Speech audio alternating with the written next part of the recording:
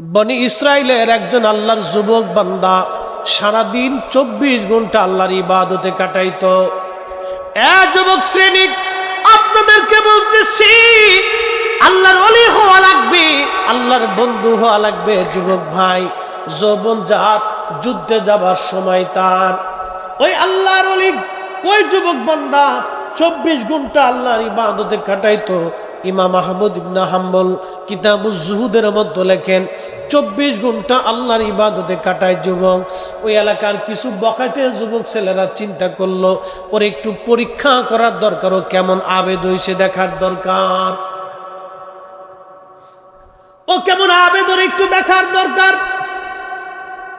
এই জন্য ওরা একটা পতিতা নারীকে ভাড়া করলো। পতিতা নারীকে বললো, এই বেটি, তোমাকে আমরা পয়সা করে দিব, কিন্তু তোমরা একটা কাজ করবা। বলে কি কাজ? কাজটা হলো, তোমরা ওই যে খানকার ভিতরে একটা যুবক 24 ঘন্টা আল্লাহর ইবাদত করে, ও নারী, তুমি ওই যুবকের সঙ্গে যেভাবে হোক চলে কলে জেনা করবা। ওই যুবকের সাথে জেনা করার জন্য ওই এলাকার বখাটে ছেলেরা এক পতিতা নারীকে ভাড়া দিল। ও নারী, যদি যুবকের সাথে তুমি জেনা করতে পারো, তোমাকে অনেক পয়সা করে দেব। হাজরাতে ইমাম আহমদ ইবনে হাম্বল কিতাবুজ জুহুদের মধ্যে তিনি লেখেন, ওই মহিলা একদিন ওই যুবকের খানকায় চলে গেল। রাত্র গভীর, আকাশে মেঘ, বৃষ্টি চলতেছিল। মেয়েটা পতিতা নারী ঘরের দরজার মধ্যে টুকা দিয়ে বলে, হো আল্লাহর বান্দা, আমি একজন অসহায় নারী, আমাকে একটু জায়গা দাও, প্রশ্রয় দাও। এই ঝড় তুফানে আমি একাকী বড় বিপদগ্রস্ত হয়ে গেছি, আমাকে তোমার ঘরের মধ্যে একটু সুযোগ দাও। যুবক চিন্তা করল, একজন অবলা নারী ঘরের বাহিরে, আজ বৃষ্টি বাদলের দিন, তুফানের দিনে আমার কাছে আশ্রয় চাই, যদি না দিই রব্বে কারিমের দরবারে কি জবাব দিব। তার চিন্তা হলো, আল্লাহর কাছে আমি কি জবাব দেব। সে দরজা খুলে পাশে এক জায়গা তার জন্য বিশ্রামের ব্যবস্থা করলেন।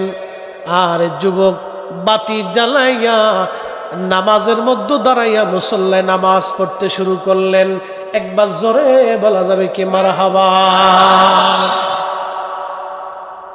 ঠিক এমন সময় ওই যুবকের চিন্তা তো আল্লাহকে খুশি করা, আর ওই মহিলার চিন্তা হলো এই যুবককে কি করে নিজের বশে আনা। কিন্তু মহিলা জানে না, এই যুবক তো যুবক, সেই যুবক আর এই যুবক এক যুবক না।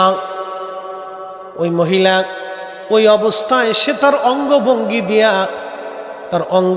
দিয়া পতিতা নারী, তো ওদের কাজই তো পুরুষে আকৃষ্ট করা। এই নারী সুন্দরী রূপসী পতিতা নারী যুবককে আকৃষ্ট করে তার দিকে জেনার জন্য। নামাজরত অবস্থায় এ যুবক তার অন্তরের মধ্যে সাই দিল, হ্যাঁ আমি জেনা করব। দেখেন, এই আল্লাহওয়ালা যুবকের অন্তরের মধ্যে সাই দিল, হ্যাঁ আমি জেনা করব। ঠিক এমন সময় তার মনে যখন জেনার চিন্তা আসলো, তার মনের মধ্যে আর একটা চিন্তা আসলো, এই মন নফস, এই নফস তরিকতের ভাষায় এটা যদি কন্ট্রোল করতে পারা যায়, তাহলে সে অরিজিনাল সালেক হতে পারে। এই জন্য আমার পীর মুর্শিদ, আমার হুজুর কেবল একটা কথা বলতেন, বাবা হর হামেশা সদা সর্বদা আল্লাহর জিকিরে নিজের জিহ্বাখানা তুমি সিক্ত রাখবা। বাবা, যদি আল্লাহর জিকিরে তোমার নিজের জিহ্বাখানা সিক্ত রাখতে পারো, তাহলে তুমি হালাক হবে না, তোমার চিন্তা হবে না, তুমি জাহান্নামী হবে না।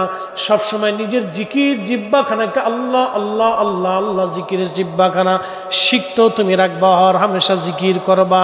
এই জন্য মাগরিবের নামাজের পরে কিছু সময় জিকির, এশার নামাজের পরে কিছু সময় জিকির, ফজরের নামাজের আগে কিছু সময় জিকির, আসরের নামাজের পরে কিছু সময় জিকির, জোহরের নামাজের পরে কিছু সময় জিকির আমাদেরকে করতে বলা হয়েছে। কি কথা কোন ঠিক কিনা?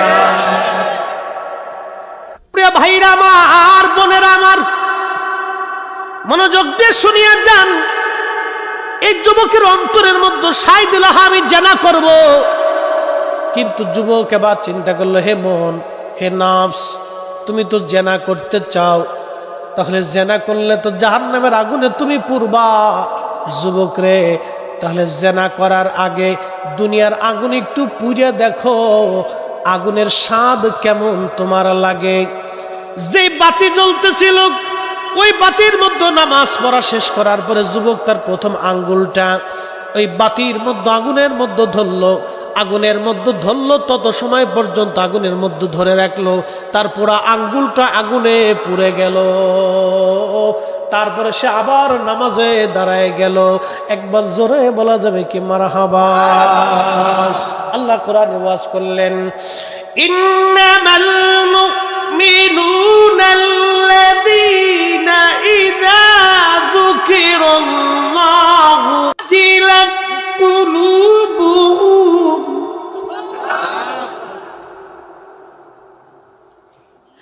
ইন্নামাল মুমিনুনাল্লাযীনা ইযা যুকিরাল্লাহ। মুমিন তো তারাই, মুমিনের পরিচয় আল্লাহ কোরআন শরীফে দিচ্ছেন। মুমিনের পরিচয়, মুমিন তো তারাই যাদের অন্তরে আল্লাহর স্মরণ আসে। কার স্মরণ? কার স্মরণ? আল্লাহর স্মরণ আসে। মুমিন তো তারাই যাদের স্মরণে আল্লাহর স্মরণ আসে। আসার সঙ্গে সঙ্গে তাদের অন্তরটা আল্লাহর ভয়ে থরথর থরথর করে কাঁপতে থাকে। অন্তরটা আল্লাহর ভয়ে কাঁপে যে আমার কি করে আমি মিথ্যা কথা বলবো, কি করে আমি মানুষ ঠকাবো, কি করে মালে ভেজাল দিব, কি করে আমি অন্যায় করব, কি করে আমি খারাপ কাজ করব। আল্লাহর কোরআন বলে মুমিন তারাই যাদের স্মরণে আল্লাহর স্মরণ আসে। স্মরণ আসার সঙ্গে সঙ্গে আল্লাহর ভয়ে তাদের হৃদয়টা কাঁপতে থাকে, হৃদয়টা কাঁপতে থাকে। মুমিন তারাই। একবার জোরে বলা যাবে কি মারহাবা। ওই আল্লাহর বান্দা সে আগুনের মধ্যে নিজের আঙ্গুল ঢুকাই দিল। প্রথম আঙ্গুল দেওয়ার পরে আঙ্গুল পুড়ে গেল। সে আঙ্গুল পোড়ানোর পরে আবার সে নামাজে দাঁড়ায় গেল। নামাজে দাঁড়ায় যাওয়ার পরে তারপরে আবারও মহিলাটা অঙ্গভঙ্গি দিচ্ছিল। না না না, সে মহিলা অঙ্গভঙ্গি দেওয়ার পরে তার অন্তর আবার চিন্তা করলো না আমি জেনা করব। যুবক তো বারবার মন জেনার দিকে চলে যায়। আবার বলো অন্তর, তুমি জেনার দিকে নিজের মনটাকে ঝুঁকায় নিচ্ছ। আর জাহান্নামের আগুনে পুরার আগে দুনিয়ার আগুনে পুড়ে দেখো মজা কেমন। এই বলে সে দ্বিতীয় আঙ্গুলটা আগুনের মধ্যে ঢুকাই দিল। এরপরে আগুনের দ্বিতীয় আঙ্গুল পুড়ে গেল। আবার নামাজে দাঁড়ানোর পরে অন্তরটা আবার শয়তান ওয়াসওয়াসা দিল। কোরআন আল্লাহ বলেন, ইন্নাহু লাকুম আদুউম মুবিন, সে তোমাদের প্রকাশ্য দুশমন।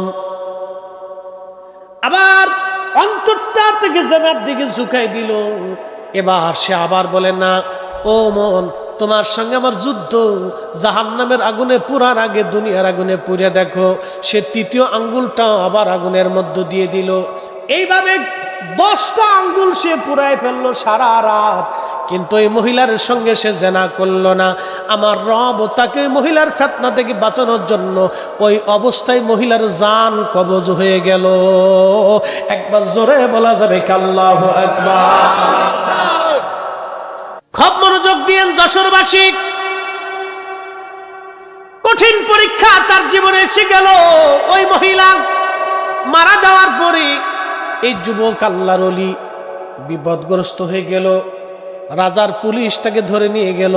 রাজ দরবারে বিরাট বড় বিচার।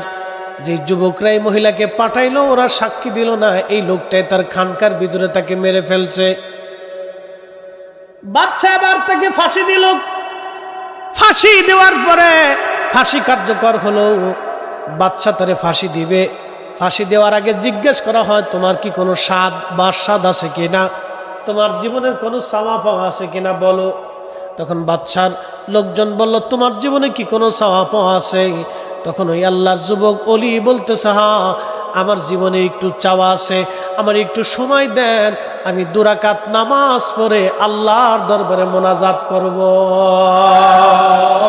একবার জোরে বলা যাবে আল্লাহু আকবার।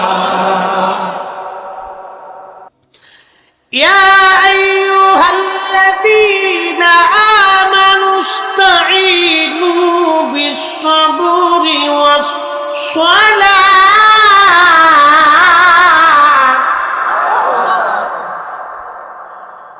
আল্লাহ কোরআনে বলেন, ইয়া আইয়ুহাল্লাযীনা আমানুস্তাঈনু বিস-সাবরি ওয়াস-সালাহ।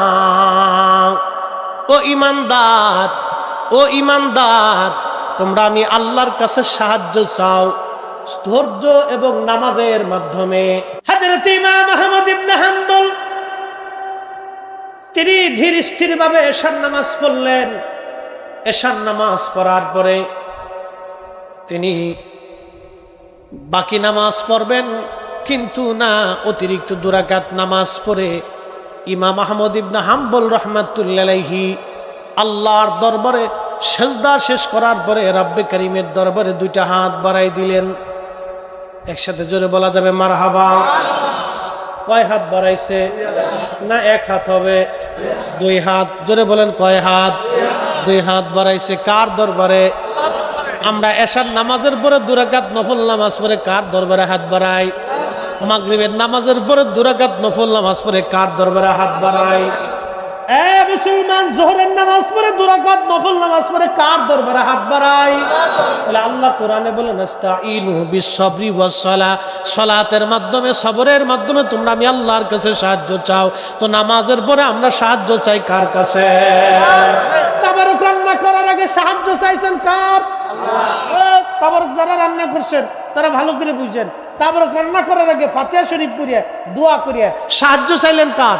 আল্লাহ। এই জন্য আমরা তাবারক আল্লাহ বরকত দেয়। হযরত ইমাম আহমদ ইবনে হাম্বল রব্বে করিমের দরবারে হাত বাড়াই দিয়ে বলেন, হে রব, আমি আহমদ ইবনে হাম্বল আজকে জীবনের বহু বছর আপনি নবীর, আপনার নবীর জবানের হাদিসের খেদমত করেছি। আল্লাহ, আমি তো আপনার গোলাম। আল্লাহ, আমি আপনার গোলাম। আজকে 4টা বছরই জালিম বাদশা আমার পিঠের চামড়া উঠিয়ে ফেলছে। 4টা বছর ধরে পিঠের মধ্যে গা হয়েছে, আল্লাহ গন্ধ ছুটে গেছে। আমি অবস্থায় আপনার সেজদা দিয়েছি। আল্লাহ, 4টা বছরে একটা বারের জন্য আমি তার বিরুদ্ধে আপনার দরবারে অভিযোগ পেশ করে নেই। আল্লাহ, শুনলাম সকালবেলা আমাকে ফাঁসি দিবে। রব, আমি আহমদ ইবনে হাম্বল নিরুপায় হয়ে আপনার দরবারে আজকে হাত বাড়াইছি।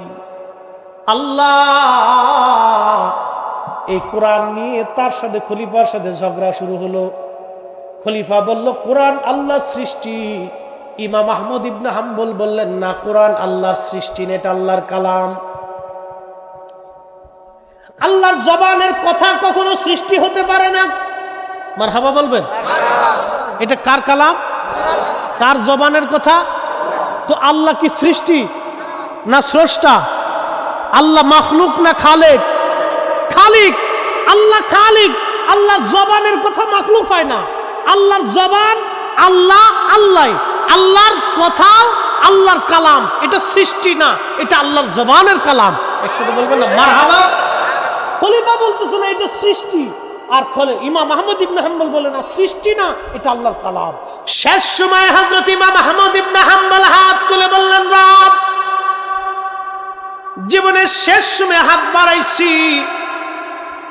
আল্লাহ, আমি আহমদ ইবনে হাম্বল আপনার গোলাম। যদি কোরআন শরীফ আপনার সৃষ্টি হয় তাহলে আপনি আমারে হেদায়েত করেন। আপনি আমারে হেদায়েত করেন, আমার অন্তর পরিবর্তন করে দেন। আর যদি এই কোরআন আপনার সৃষ্টি না হয়, আপনার কালাম হয়, কালামুল্লাহ হয়, তাহলে হে রব, আপনার কাছে দরখাস্ত করি ওই বাদশা থেকে আপনি আমাকে নিস্তার দিয়ে দেন। কবুল হয়ে গেল। মারহাবা খান। কি হলো? কবুল হয়ে গেল। এই জন্য আল্লাহ রাসূল বলেন, উম্মত সাহাবী এসে জিজ্ঞেস করলেন, ইয়া রাসূলুল্লাহ, কোন সময়ের দোয়া কবুল হয়? আল্লাহ রাসূল বললেন, জাওফুল লাইলিল আখির, শেষ রাতের দোয়া কবুল হয়। তাহাজ্জুদের সময় দোয়া কবুল হয়, রহমতের সময় কবুল হয়। এই জন্য আমার পীর ও মুর্শিদ শেষ রাত্রিবেলা আমাদেরকে লাঠি দিয়ে খুঁচায় খুঁচায় ধাক্কায় উঠাইতেন। উঠো উঠো জাকেরানো, ঘুমে কেনে অচেতন, রহমত যাই রে বয়ে, খুলে দেখো দুই নয়ন, উঠো উঠো আসে কালো, ঘুমে কেনে অচেতন। বাজান বন্ধু আমার, খুব মনোযোগ দিয়ে শুনিয়া যান। নবীজি বললেন জাওফুল লাইলিল আখির, শেষ রাত্রের দোয়াগুলি কবুল হয়ে যায়। অদবুরুস সালাতিল মাকতুবা, ফরজ নামাজের পরে দোয়া করলে কবুল হয়। একবার জোরে বলা যাবে কি মারহাবা? কোন সময়? ফরজ নামাজের পরে দোয়া করলে কবুল হয়। আমরা বলছি না রাসূল বলছে? তাহলে রাসূলের কথা মনে হয় মিথ্যা? হ্যাঁ, ভুল টুল আছে? নবী না বুঝেই বলছে। الذي خلقك فسواك فعدلك في أي صورة ما شاء ركبك। কার কালাম? الذي خلقك, তিনি তোমাদেরকে সৃষ্টি করেছেন। কে? الذي خلقك فسواك فعدلك। আল্লাহর কালাম কত সুন্দর! সুন্দর লাগে? মজা লাগে? যদি না লাগে তাহলে বুঝবেন আপনার অন্তর মরিচিকা পড়ে গেছে।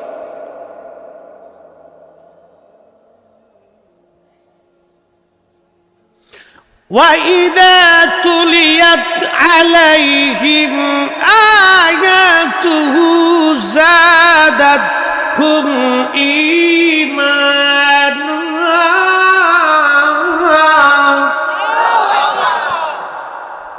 মুমিন তো তারাই যখন আয়াত শুনবে তখন তাদের ঈমান বেড়ে যাবে। যারা বলেন কথা কন না কেন? কি বাড়বে? ঈমান বাড়বে, তাদের কাছে ভালো লাগবে। না ঠিক আছে, কথা বুঝতে পারছে? হ্যাঁ, এটা আল্লাহর কালাম। সৃষ্টি করছে কে? অহংকার কি আমার না আল্লাহর? ছিলাম হলাম পানি, নুতফা, সে ওয়াজে গেলাম, নুতফা পানি ছিলাম। এই পানিটা বিশেষ প্রক্রিয়া আল্লাহ মায়ের রেহেমে দিয়ে দিল। এরপর আমি ফরিদি সাহেব মায়ের পেটের ভিতরে আস্তে আস্তে আল্লাহ পাক আমাকে সুবিন্যস্ত করতে লাগলেন। আঙ্গুলের জায়গায় আঙ্গুল দিলেন, চোখের জায়গায় চোখ দিলেন, কানের জায়গায় কান দিলেন। কান যদি এইখান দিয়ে বাদ দিয়ে কপালের উপর দিয়ে দিতেন, পৃথিবীর কোনো ডাক্তার ছিল কপালতে কান এখানে লাগাই দিবে?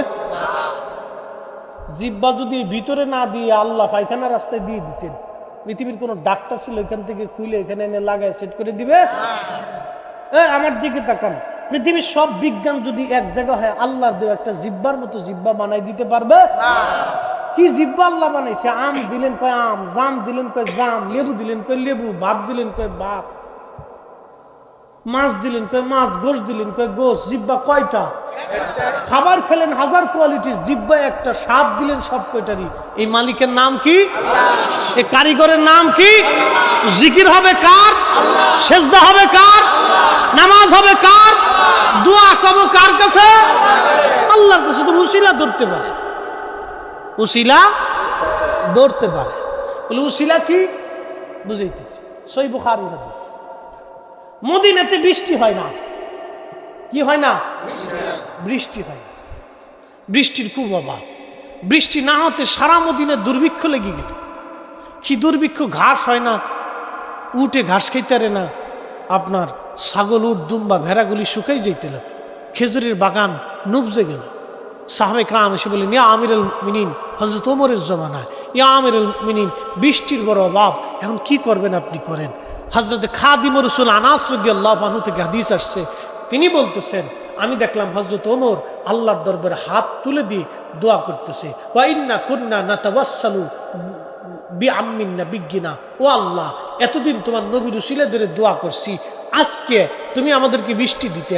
আল্লাহ আজকে তোমার নবীর চাচা হযরত আব্বাস রাদিয়াল্লাহু আনহু উসিলা ধরলাম, ওয়া ইন্না কুন্না নাতাওয়াসসালু বিআম্মিন নাবিয়্যিনা, আমাদের নবীর চাচার উসিলা ধরলাম। আল্লাহ তুমি আমরা নবীর চাচার উসিলায় আমরা তুমি বৃষ্টি দাও। আসতে হয়ে গেছে গা। কার উসিলা? আল্লাহর উসিলা না, বুঝেন নাই কথা, নবীজির চাচার উসিলা। চাইতেছে কার কাছে? আমরাও কার কাছে? না হাত উঠে খাজা বাবা আমরা দেন, এরকম কোন সিস্টেম আছে আটটুসি? না, এরকম কোন সিস্টেম নাই। এই যে আজকে এখানে যত রাত দোয়া হয়েছে, যা হয়েছে, যা দেখছেন, এটাই আটটুসিতে হওয়া। মাগরিবের নামাজ, ওই এশার নামাজ, ওই আপনার জোহরের নামাজ, আসরের নামাজ, এরপর মোরাকাবা মুশাহাদা, একটু জিকির ফিকির, দোয়া, তালিম, তরবিয়ত, যা এখানে আজকে যা হয়েছে ও আটটুসিতে তাই। এর সুল পরিমাণ কোনো ব্যতিক্রম নাই, এখানে যা হয়েছে ওইটি আটটুসিতে তাই। তো খুব মনোযোগ দিয়ে উসিলা ধরতে পারে, দোয়ার ভিতরে উসিলা ধরতে পারে। সাবু কার কাছে? একসাথে বলেন, কার কাছে? দিবে কে? দেয় কে? আল্লাহ দেয়। খুব মনোযোগ দিয়ে হাজরা তো আমার উসিলা ধরলেন, হে রব এতদিন তোমার নবীর উসিলা ধরলাম, আজকে তোমার হাবিবের চাচা জানের উসিলা ধরলাম। রব্বুল আলামিন বৃষ্টি নাই, আপনি বৃষ্টি দিয়ে দেন।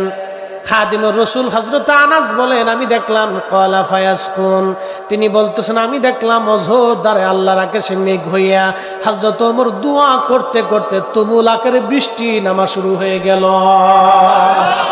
আল্লাহু আকবার, আল্লাহু আকবার। উসিলা আসেনি? কথা কোন উসিলা আসেনি? সাহাবীরা উসিলা ধরছেনি? সাহাবীদের যদি উসিলা লাগে তাহলে আমরাও লাগবো। কি কথা কন না? সাহাবীদের যদি উসিলা লাগে তাহলে আমাদের উসিলা লাগবে। এখন কেউ যদি বলে উসিলা শিরিক, তাহলে বুঝবো সাহাবীর চাইতে বেশি বুঝছে, হযরত ওমরের চাইতে বেশি বুঝছে। হযরত ওমরের চাইতে যে বেশি বুঝবে, আজকে ওমর যদি জিন্দা থাকতেন সিটকিনির কষাতে বাইরে ওর সামনে উঠেই ফেলাইতেন। কথা কন ঠিক কিনা? প্রিয় মুসলমান, খুবই মনোযোগ দিয়ে কথাগুলি শুনে যান। এই কোরআন শরীফ আল্লাহ বলেন, আমি তোমাকে সুবিন্যস্ত করলাম, যেখানে চোখ ছিল না সেখানে চোখ দিলাম, দেহ ছিল না দেহ দিলাম, শক্তি ছিল না শক্তি দিলাম।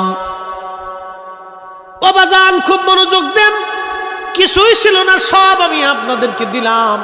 আহা, দোয়ার কথা বলছিলেন ইমাম আহমদ ইবনে হাম্বল, দোয়া করলেন আল্লাহ আপনি এবার ফয়সালা করেন, হে রব এই জুলুম থেকে, জালেম থেকে আপনি আমারে বাঁচান। দোয়া কবুল হয়ে গেল আসমানে, আল্লাহর ওলির দোয়া মঞ্জুর হয়ে গেল। আল্লাহর ওলি যখন হাত তুললেন দোয়া কবুল হয়ে গেল। কবুল হয়ে যাওয়ার পরে সকালবেলা ফজরের নামাজ পড়ে ইমাম আহমদ ইবনে হাম্বল ভাবলেন আজ আমার ফাঁসি হবে। ফজরের নামাজ পড়ার পরে জেলার সংবাদ নিয়ে আসছে, হুজুর আপনাকে চিন্তা করতে হবে না, রাত্রিবেলায় খলিফাকে হত্যা করা হয়েছে, নতুন খলিফা ওনার সন্তান ঘোষণা হয়েছে, তিনি ঘোষণা দিয়েছেন আপনাকে জেলখানার থেকে বের করে নিয়ে যাওয়ার জন্য সম্মানের সাথে। একবার জোরে বলা যাবে কি মারহাবা? ইজ্জতের মালিককে আল্লাহ। কবুল হয়ে গেল দোয়া। ওই যে যুবক, মনে আছে না আপনাদের? ওই যে যুবক, ওই মহিলা পতিতা নারী মারা গেল। মারা যাওয়ার পরে এবার বাদশা তারে ফাঁসি দিবে।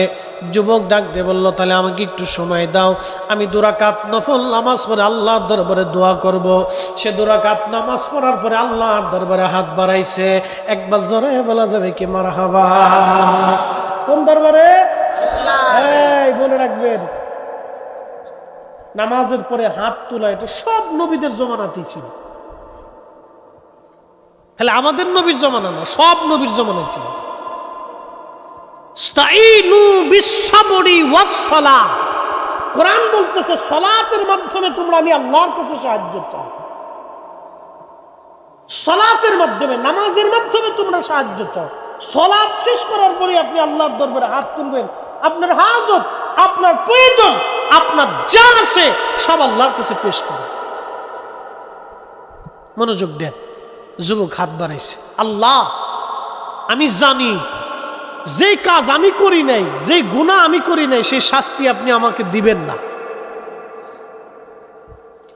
রব্বুল আলামিন আমি জানি, আল্লাহ আমি জানি যেই কাজ আমি করি নাই, যে অপরাধ, সে অপরাধের শাস্তি আপনি আমাকে দিবেন না। তবে হ্যাঁ রব, বাদশা আমাকে ফাঁসি দিবে। সবাই জানে এই নারীকে আমি হত্যা করেছি, কিন্তু আপনি তো জানেন আমি নারী হত্যা করি নাই। আপনি নিজেই তাকে নিয়ে চলে গেছেন। আল্লাহ এখন যদি বাদশা আমারে মেরে ফেলে দেয়, তাহলে সবাই জানবে যে আমি তাকে হত্যা করেছি। তাহলে আবেদ এবং আলেমদেরকে মানুষ সন্দেহান করবে, আলেমকে এবং আবেদকে মানুষ সন্দেহ করবে যে আলেমরা আর আবেদরা লুচছে। ওরা আমি আপনার কাছে দরখাস্ত করি, আল্লাহ আপনি আমাকে এই অবস্থায় মৃত্যু দিবেন না, যে সারা জীবন আমি একজন আলেম এবং আবেদের কলঙ্ক হয়ে থাকব। আল্লাহ এত বড় কলঙ্ক নিয়ে আপনি আমার মৃত্যু দিয়েন না গো আল্লাহ। যখন এই যুবক দোয়া করলো, হযরত ইমাম আহমদ ইবনে হাম্বল রাহমাতুল্লাহ আলাইহি কিতাবুজ জুহুদের মধ্যে তিনি লেখেন, তখন আল্লাহ পাক ওই মহিলাটাকে জিন্দা করে দিলেন। একবার জোরে বলা যাবে কি মারহাবা। এই দেখেন, আমার দিকে তাকান, ওয়াজ আমার শেষ, ওয়াজ শেষ পর্যায়ে নিয়েছি দুইটা কথা বলার জন্য। লাস্ট আল্লাহর রসুলের হাদিসে, বুখারীতে কিতাবুর রিকাক একটা হাদিস আছে, মান আদালি ওয়ালিয়ান ফাকাদ আযানতুহু বিল হারব। যে ব্যক্তি আমি আল্লাহর ওলির সাথে দুশমনী করে, আমি আল্লাহ তার সাথে যুদ্ধ ঘোষণা করি। একসাথে জোরে বলা যাবে সুবহানাল্লাহ। যে ব্যক্তি আমি আল্লাহর ওলির সাথে দুশমনী করে, আমি আল্লাহ তার সাথে যুদ্ধ ঘোষণা করি। এই ওলির সাথে তারা দুশমনী করলো এই যুবক আল্লাহর ওলির সঙ্গে তাকে ফাঁসানোর জন্য, কিন্তু ওই পতিতা নারী জিন্দা হয়ে গেল। পতিতা নারী জিন্দা হয়ে বাদশাকে বলল, হে বাদশা, আপনি মনে করছেন এই যুবক আল্লাহওয়ালা ব্যক্তি আমাকে হত্যা করেছে? না না না না, উনি আমাকে হত্যা করে নাই, উনি আমাকে হত্যা করে নাই, বরং আমি তাকে পরিচিত করার জন্য, জেনা করার জন্য উদ্বুদ্ধ করেছিলাম। আল্লাহ আমার মৃত্যু দিয়ে দিয়েছেন, তিনি আমাকে যে হত্যা করেন নাই তার বাস্তব প্রমাণ। তার আঙ্গুলের দিকে তাকান, সে আমার সাথে জেনা করবে না বিদায় তার 10টা আঙ্গুল আগুনের মধ্যে পুড়াই ফেলেছিল। একবার জোরে বলা যাবে আল্লাহু আকবার। না হাত উঁচা করে বলেন আল্লাহু আকবার। সাহায্য করে কে? ইজ্জত কার হাতে? ইজ্জত দেয় কে? ইজ্জত নেয় কে?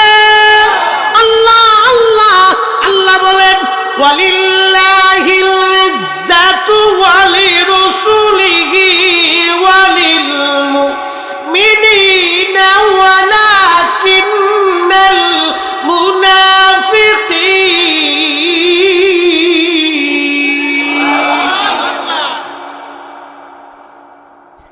মুনাফিকরা, ওয়ালিল্লাহিল ইজ্জাতু ওয়ালিরুসুলিহি। আল্লাহর কোরআন বলে, হুজুর আপনি বলেন ইজ্জত আমি আল্লাহর, সম্মান আমি আল্লাহর, ওয়ালিরুসুলিহি আপনি নবীর।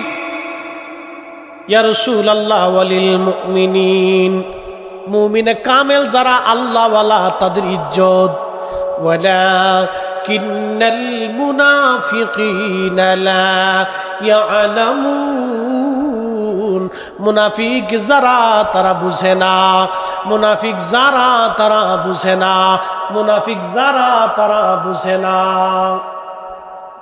আমার বাড়ি ফরিদপুরের কানাইপুর, বেশি দূরে না। কালকে আপনাদের এখানে মাহফিল আসবে কে? নাসিরউদ্দিন যুক্তিবাদী সাহেব আসবে না? উনি হলো গোপালগঞ্জের, আর আমি হলো ফরিদপুরের, পাশাপাশি এলাকা। খুব সুন্দর ওয়াজ করে। আল্লাহ ওনাকে ভালো হায়াতের তৈবা দিয়ে ভালো ওয়াজ করার তৌফিক দিক, বলে না আমি মাঝে মধ্যে ওনার আলোচনা শুনি, ভালো লাগে। খুব সুন্দর যুক্তি উপস্থাপন করে, খুব মাশাআল্লাহ ভালো। আল্লাহ হায়াত দিক, দোয়া করি ভাইয়ের জন্য। খুব মনোযোগ দেন। আমার এই কানাইপুরে আমাদের এলাকায় এক ধনাঢ্য ব্যক্তি ছিল, তো ইনি চিন্তা করলেন আটটুসি এত গরু ছাগল যায়, তো এত তো বিরাট বড় মেলা মিলেছে, তো আমি একটা মেলা মিলিয়ে দিই, পয়সা করি আছে। হে চিন্তা করছে আটটুসি মানুষ মানে গরু খালি খাইতে যায়। তো সে চিন্তা করলো আটটুসি যেহেতু এত গরু ছাগল যায়, তা আমি একটু পাল্লা দিই। 80 দশকের কথা, আমাদের এলাকার খুব পয়সাওয়ালা লোক ছিল। ছেলে বলে না, আরে রাস্তার এই পাশে তোরা দাঁড়ায় কি গল্প করস? বিতরায় ভাই বিতরায়। ওরা ছেলে বলে, ওরা বুঝে না, ওরা চিন্তা আছে লাস্টে খিচুড়ি দিবেন, ওটা খেয়ে চলে যাবে। কি কথা করল, ওখান চিন্তা হলো, ওখান নিয়ে তোলো খিচুড়ির টুপলার দিকে কোন সময় দিবে। ওরা চিন্তা আছে হুজুরে শেষ করে না কে, খুব কষ্টে আছে ওরা, ঠিক আছে না? ওদের চিন্তা হলো দেয় না কে, ই তাড়াতাড়ি শেষ করে না কে, কারণটা কি? যাই হোক, দেখছি, তোরা চিন্তা করিস না, দেখছি, একটু অপেক্ষা কর, আমরা দেখছি ইনশাল্লাহ। তো যাই হোক, এই লোকে সে হুজুরের সাথে পাল্লা শুরু করলো যে আমিও একটা মেলা মিলাবো। এটা কইরা সে এরকম প্রত্যেক বছরে 2-4-5টা করে গরু জবাই দেয়, নিজের পয়সা আছে। লোকটা অনেক দিতে দিতে 40-50টা করে গরু জবাই দেয়, বিরাট বড় মেলা মিলে ফেললো। আল্লাহ তো সুযোগ দেয়, দেখি তুমি কি করো। কিন্তু তার উদ্দেশ্য তো খারাপ, তার উদ্দেশ্য ছিল আল্লাহর ওলির সাথে এসে পাল্লা দিবে। কিন্তু না, আল্লাহ বলেন মান আদাদি ওয়ালিয়ান ফাকাদ আযানতুহু বিল হারব। ওলির সাথে দুশমনি করলে আমি আল্লাহ তার সাথে যুদ্ধ ঘোষণা করি। সে বুঝতে পারে নাই, সে যদি এমনি মাহফিল দেয় তাহলে কিন্তু কোনো সমস্যা নাই, কিন্তু সে পাল্লা দিতেছে যে পাল্লা দিব, কিন্তু আল্লাহর কাছে এটা ভালো লাগে নাই। আল্লাহু আকবার। আমাদের এলাকায় বাজান বহু মানুষ সাক্ষী, আল্লাহ তাকে মাফ করে দিন, দোয়া করি। লোকটা ধীরে ধীরে গরিব হইতে হইতে শেষ পর্যন্ত ভিক্ষা করত।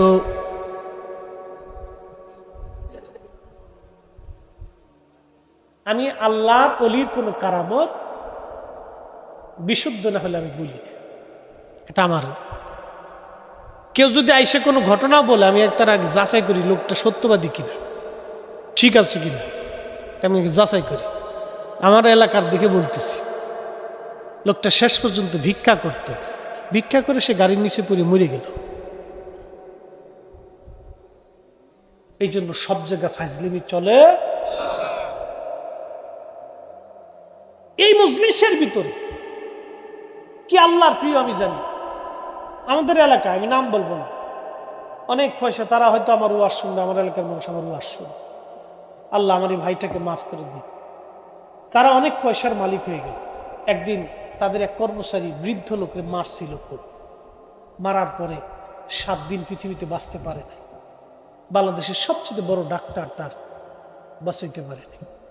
এই বৃদ্ধ লোকটা কেঁদে কেঁদে বদদোয়া করছিল, আল্লাহ কসম করে বলি, এমন ভাবে বদদোয়া লেগে গেল, 7 দিনের ভিতরে সে মারা গেল, জ্বর হইয়া, বাঁচতে পারে নাই।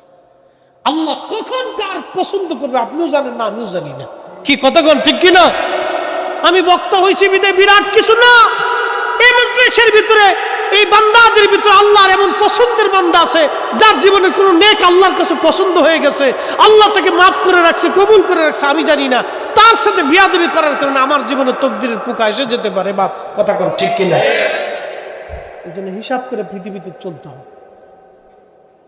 এটা অহংকারের জায়গা না, গর্বের জায়গা না, দিমাগের জায়গা না। এই জন্য আল্লাহ রাসূল প্রত্যেকটা যুবককে শিক্ষা দিছে মুরব্বীকে সম্মান করো, প্রত্যেকটা মুরব্বীকে শিক্ষা দিছে যুবকদেরকে তোমরা ভালোবাসো, এইভাবে শিক্ষা দিছে। রাসূলুল্লাহ শিক্ষা ছিল প্রত্যেকটা যুবক মুরব্বীকে সম্মান করবে, প্রত্যেক সাধারণ মানুষ তারা আবেদদেরকে ইজ্জত করবে। এই জন্য আমরা আল্লাহর ওলিদেরকে ভালোবাসি। কি কথা বলেন ঠিক কিনা? আমরা কি বাসি? পাল্লা দিতে যাইয়া লোকটা শেষ পর্যন্ত ভিক্ষা করে গাড়ির নিচে করে মরে গেল। একসময় কোটিপতি, সে ভিখারি হয়ে গেল। আল্লাহ বললেন না, সব জায়গায় দেমাক চলবে, এখানে তুমি পাল্লা দিতে আসছো, তোমার মানুষের ধারে ধারে হাত পাতাবো, ভিক্ষা করাবো, করাই দিলেন না। আল্লাহ শাস্তি দিয়ে দিলেন। এই জন্য আমরা পাল্লা দিব না, আমাদের কাজ পাল্লা না, আমাদের কাজ হলো মানুষদেরকে আল্লাহর পথে ডাকা। কি কথা বলেন ঠিক কিনা? কার দিকে ডাকা? আল্লাহর দিকে। এখন যে মানবে সে মানবে, যে মানবে না ওখানে আমার কোনো জোর জুলুম নাই, আমার কোনো অধিকার নেই। মানবে না সেটা তার, কবর তার, হাসর তার। একদিন মাটির ভিতরে হবে ঘরে মন আমার, কেন বাঁধো দালান ঘর, মন আমার কেন বাঁধো দালান ঘর। একদিন মাটির ভিতরে হবে ঘরে মন আমার, কেন বাঁধো দালান ঘর, মন আমার কেন বাঁধো দালান ঘর। আল্লাহ কোরআনে বলেন সুম্মা আমাতাহু ফাআকবারা, আমি তার মৃত্যু দিব এবং আমি তারে কবরস্থ করব। সুম্মা ইযা শাআ আনশারা, এরপর আমি আল্লাহ আবার তাকে জীবন দিয়া পুনরুত্থিত করিয়া আমি আল্লাহর দরবারে তারে হাজির করাবো। এই ক্ষমতার মালিক একমাত্র আমার আল্লাহ। কথা বলেন ঠিক কিনা? মরা লাগবে? কথা কর না, মরণ হবে।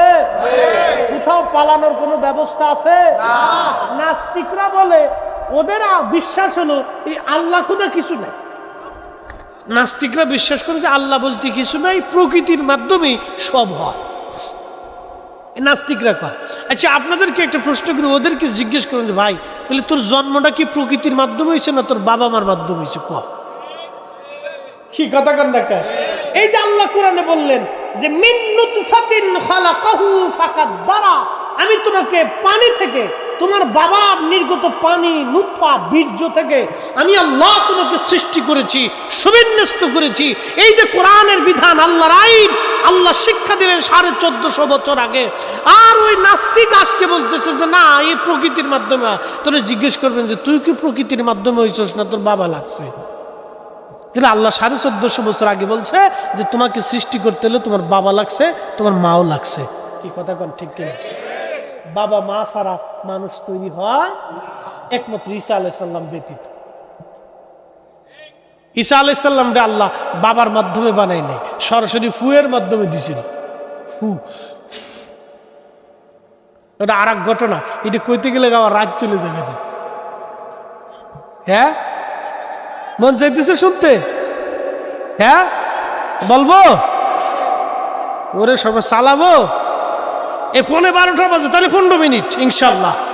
একসাথে বলি তো আল্লাহু আকবার। 15 মিনিট। ঈসা আলাইহিস সালাম নবী, তার নাম হযরত মারিয়াম আলাইহিস সালাম। মারিয়াম পৃথিবীর বিশ্ব সুন্দরীদের মধ্যে অন্যতম শ্রেষ্ঠ সুন্দরী। আল্লাহ তাকে অনেক সুন্দর করে বানাইছিলেন হযরত ঈসা আলাইহিস সালামের আম্মা জানকে। পবিত্রা, সতী, সাদিবা, তাহেরা, তাইয়্যিবা নারী ছিলেন। এতই পবিত্র ছিলেন যে পৃথিবীর কোন পরপুরুষ তার চেহারা দেখে নাই। একসাথে বলবেন না আল্লাহু আকবার। এতই পবিত্র ছিলেন, ছোঁয়া তো দূরের কথা, স্পর্শ করা তো দূরের কথা। আর আমার দেশের বেডিটা ঠিকঠাক না, বেডি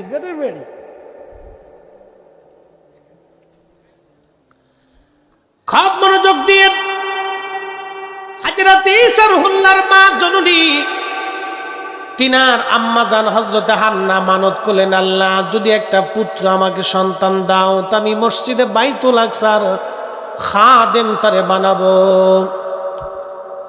হযরতে হান্নার দোয়া কবুল হয়ে গেল। মানত করলেন, মানত যে আমি আল্লাহর ঘর বাইতুল আকসার খাদেম তারে বানাই দিব, আল্লাহ যদি আমার একটা পুত্র দাও। অনেকে মানত করে আল্লাহ আমার যদি ছেলে দাও তো মাদ্রাসায় পড়াবো। কি কথা কন না কে? আবার অনেক সময় অনেক ছেলেরা ল্যাংড়া কানা বোবা হয়ে যায়, মা মানত করে আল্লাহ যদি ভালো হয় তো মাদ্রাসায় পড়াবো। কে ল্যাংড়াটার কানাটারে খালি মাদ্রাসায় দিবার চাই কে? কারণটা কি? খালি ল্যাংড়া কানা বোবাটার মাদ্রাসায় দিলে মানত করে লাইছে, তো অনেকের মানত আল্লাহ কবুল করে লে। হযরতে হান্না আল্লাহকে রব্বুল আলামিন থেকে একটা মেয়ে সন্তান দিলেন। মেয়ে আসলো পেটে। মেয়ে আসার পরে হযরত হান্না আলাইহিস সালাম আল্লাহকে বললেন, আল্লাহ চাইলাম পোলা দিলাম মাইয়া। হযরত হান্না ডাক দিয়ে বললেন, আল্লাহ ডাক দিলেন, হান্না রে তুমি ছেলে চাইছো, মেয়ে দিছি। মেয়েরা কোনো কোনো ক্ষেত্রে ছেলেদের চাইতেও অনেক কৃতকার্য হয়। একসাথে জোরে বলা যাবে কি মারহাবা। হযরতে হান্নার এই কন্যা সন্তানের নাম রাখলেন মারিয়াম। মারিয়ামকে কোলে করে হযরত হান্নার স্বামীর নাম ছিল হযরত ইমরান আলাইহিস সালাম। ইমরান আলাইহিস সালাম। ইমরান আলাইহিস সালাম মারা গেলেন। হযরত হান্না তখন বাচ্চা প্রসব হলো। সন্তানটাকে নিয়ে তিনি বাইতুল আকসার সামনে চলে গেলেন। হযরত ইমরান আলাইহিস সালাম ছিলেন বাইতুল আকসার ইমাম। সন্তানকে কোলে করে নিয়ে ডাক দিছে, হে বাইতুল আকসার মুসলমান, আমি আপনাদের খতিব সাহেবের স্ত্রী।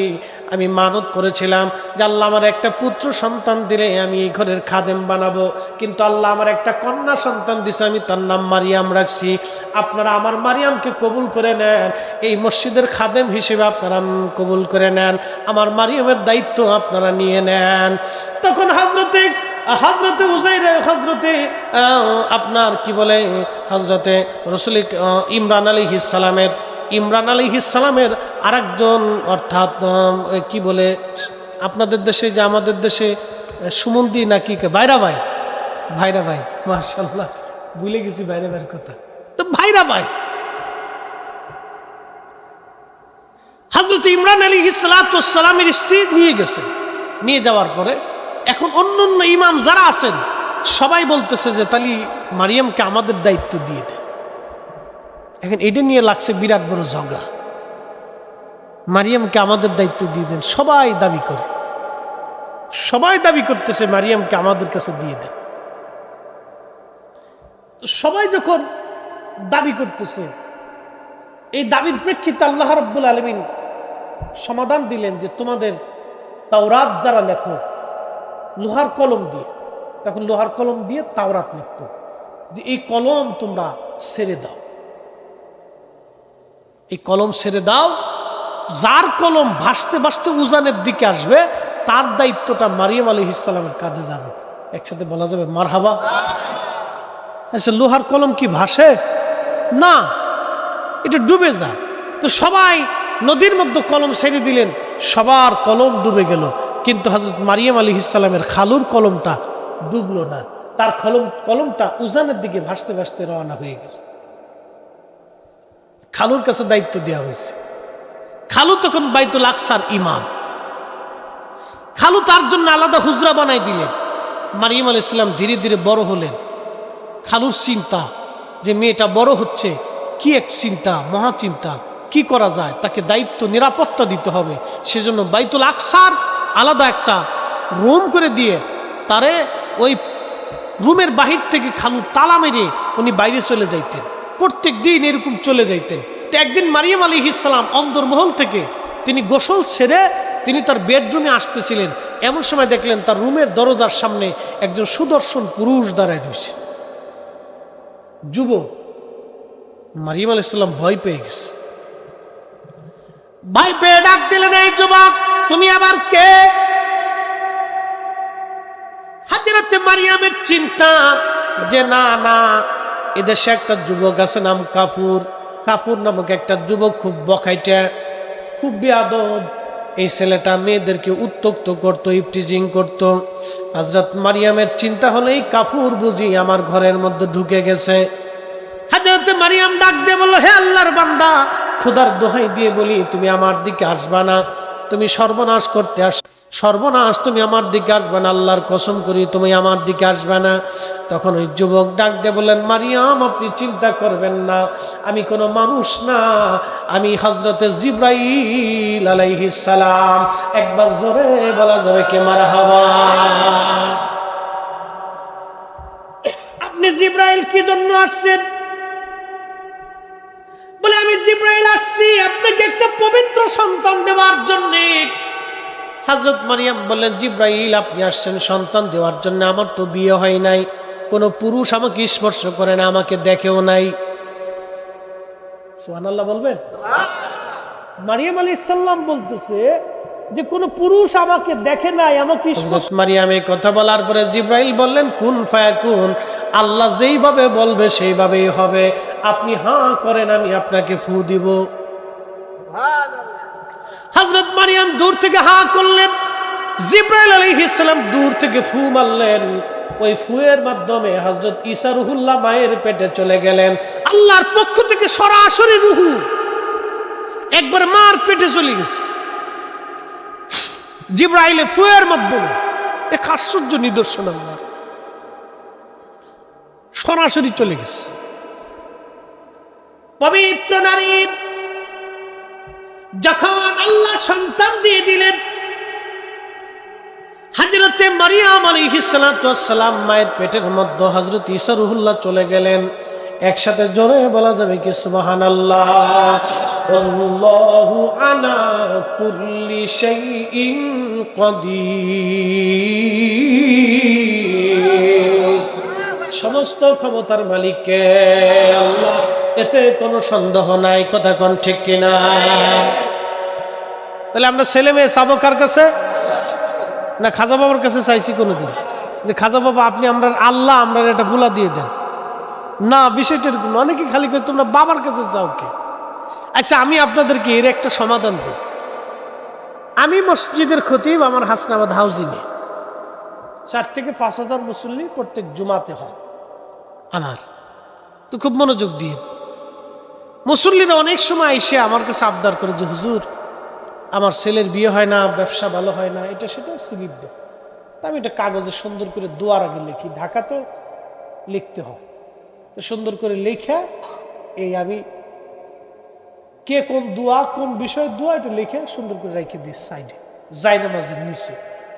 আবার কিছু হাদিয়া করেও দেয়, কেউ দেয় কেউ দেয় না। যে দেয় তার জন্য দোয়া করি, যে দেয় না তার লেগেও করি। আর করি না যে হুজুর টিয়া পেয়ে দোয়া করতেছে, না, দোয়া করি। তো মনোযোগ দেন। আমার কাছে অনেকে এসে দোয়া চাইছে যে হুজুর আমার 10 বছরের বাচ্চা কাচ্চা হয় না, আপনি একটু দোয়া করেন যাতে আল্লাহ আমার একটা সন্তান দেয়। আচ্ছা, সন্তান কি আমি দিব না আল্লাহ দিবে? আমার কাছে দোয়া চাওয়াটা কি তার অপরাধ? তো আমাদের অনেক জাকের ভাইদের ব্যবসা, বিদেশ যাত্রা, মামলা মোকদ্দমা, মেয়ের বিয়ে হয় না, বাচ্চা কাচ্চা হয় না, ক্যান্সার রোগ, ওষুধে ভালো হয় না, ডাক্তারের চিকিৎসা করে কিন্তু নিরাময় হয় না। এই বিপদে পড়ে হুজুর কেবলার সামনে যাইয়া হুজুরের কাছে নালিশ দিতে, হুজুর আমার এই সমস্যা, আমার এই প্রবলেম, আমার বাচ্চা কাচ্চা হয় না, হুজুরের কাছে আসছি। হুজুর একটা সমাধান দিতেন, একটা ওষুধের নাম বলতেন, ডাক্তারের কথা বলতেন, বা বলতেন বাবা ইবাদত করেন না, একটু খেদমত করেন, অপেক্ষা করেন। এই একটা সমাধান হুজুর কেবলার কাছ থেকে দিয়ে দিত। অনেকবারে না বুঝে সারা দেশে খালি প্রচার করছে, এরা আল্লাহর কাছে না চায়, খালি খাজা বাবার কাছে চায়। কি কথা কর না কেন? এগুলো অনেকে বলছে, বুঝে বলুক না বুঝে বলুক, আমার ভাইদের বুঝের ভুল হইতে পারে, তো কটাক্ষ না, কটাক্ষ করা যাবে না। আমার ভাইদের বুঝের ভুল হইতে পারে, তাদের রাগ করা যাবে না। কি কথা ঠিক কিনা? রাগ করা যাবে না, বুঝের ভুল হইতে পারে।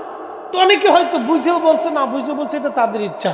না বুঝে বললে আমার ভাইদের জন্য সাধুবাদ, যে বুঝার চেষ্টা করবেন। তা আমার কাছে আইসে প্রত্যেক জুমাতেই মানুষকে হুজুর এইটা সমস্যা, এইটা সমস্যা।